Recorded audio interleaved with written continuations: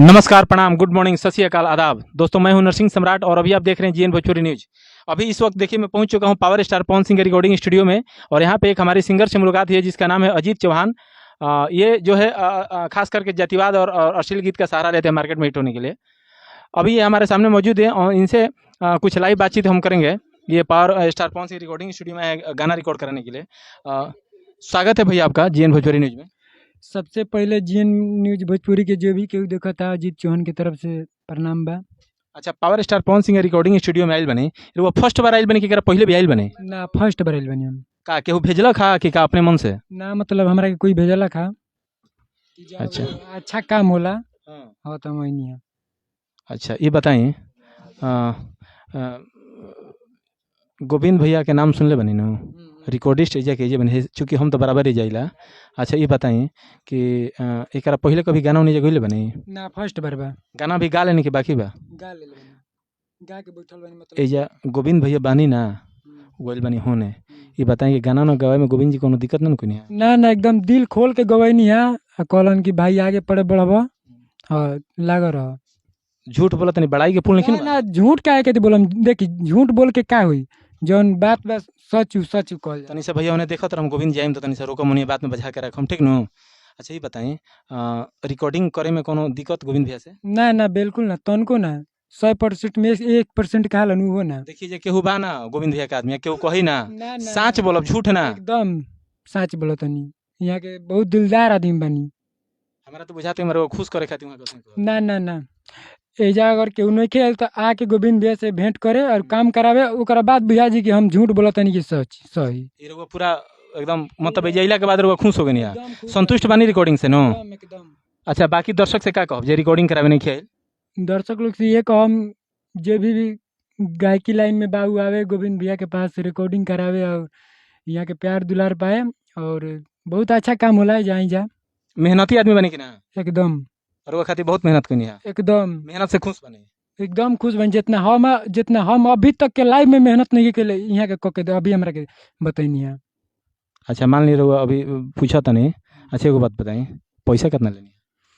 देखिए पैसा के जब बात नहीं के, पहले जा आई ओकरा बाद और काम एकदम काम से संतुष्ट बानी, पैसा चाहे कतनो लागे? कतनो लगे से मतलब नहीं। पावर स्टार पवन सिंह का रिकॉर्डिंग स्टूडियो अगर अभी तक आप नहीं आए तो एक बार आप आइए और गोविंद जी को सेवा का मौका दीजिए। एक बार आइएगा, भूल के दूसरी जगह नहीं जाइएगा, बार बार आइएगा, क्योंकि यहाँ का जो वर्क है उस वर्क में ताकत है, वर्क में काम है। देखिए आपके सामने सिंगर अजीत चौहान बोल रहे हैं, ये हमेशा गाना जो गाते हैं अश्लील और जातिवादी गाना गाते हैं। हमारी इनसे मुलाकात हो गई है और गोविंद भैया नहीं थे इसीलिए हम इनका इंटरव्यू लेते हैं, इंटरव्यू नहीं लेने देते हैं। बोलते हैं भैया बाहर बैठ के इंटरव्यू ले लेना, डिस्टर्ब बोला रिकॉर्डिंग करे, चूंकि भीड़ आता ना रहेला नो कि मौके ना मिल पाए न्यूज ले के। अच्छा, एक और बात बताई, गाना जन एक दो लाइन सुनाई? अभी ना सुने काहे जी? देखो तनी कि मार्केट में इतना लोग डकैत घूमता, डकैत चोर ना वो डकैत। ये जब केहू बा आके सुन ली ना तो न्यूजवा जाई ना। अच्छा, ये बुझाता कि न्यूजवा जाई तो लोग सुन ली ना? एकदम। चलिए तो भैया बड़ा समझदार। ना, हाँ। एगो डकैत होला, चोरों के ऊपर एगो डकैत होला, तो वो कैसे ऊ घूमत तड़े मारे डेराता नहीं डकैत से? एकदम काहे ना।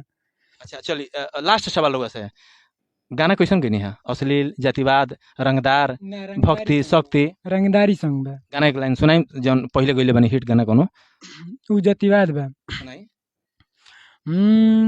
गोरे गोरे गाल तोहर लागेला कमाल बुचिया, आ करेलू घमंड गले कावना के दाल बुचिया।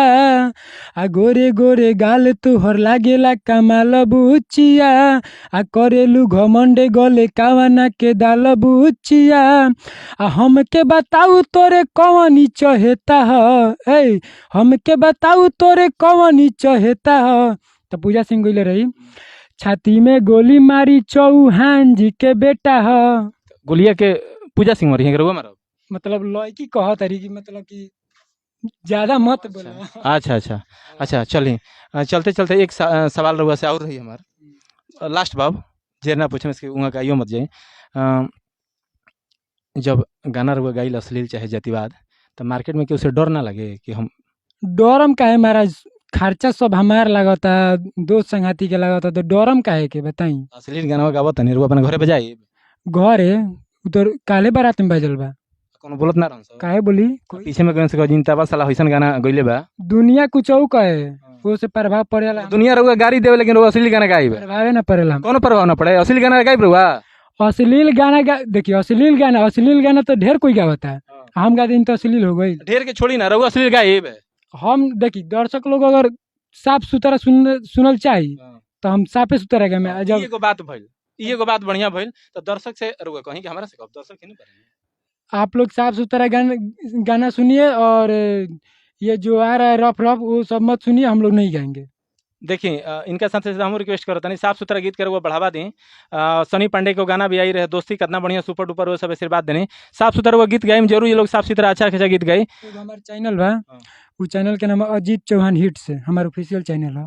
अजीत चौहान हिट्स एगो यहाँ के ऑफिशियल चैनल पर रहुआ अगर अभी तक सब्सक्राइब नहीं के लिए तो सब्सक्राइब कर ले। अब बहुत सारा ढेर सारा प्यार आशीर्वाद दें। एक साथे साथे हमार करी चाहे मत करी, उससे कोनो मतलब नहीं के। हमार सबसे पहले जियो न्यूज भोजपुरी के इतना सब्सक्राइब करी, इतना शेयर करी कि 1 महीना में 1 मिलियन पहुंचे। वाह भैया वाह वाह वाह वाह, ताली बजाओ तनी।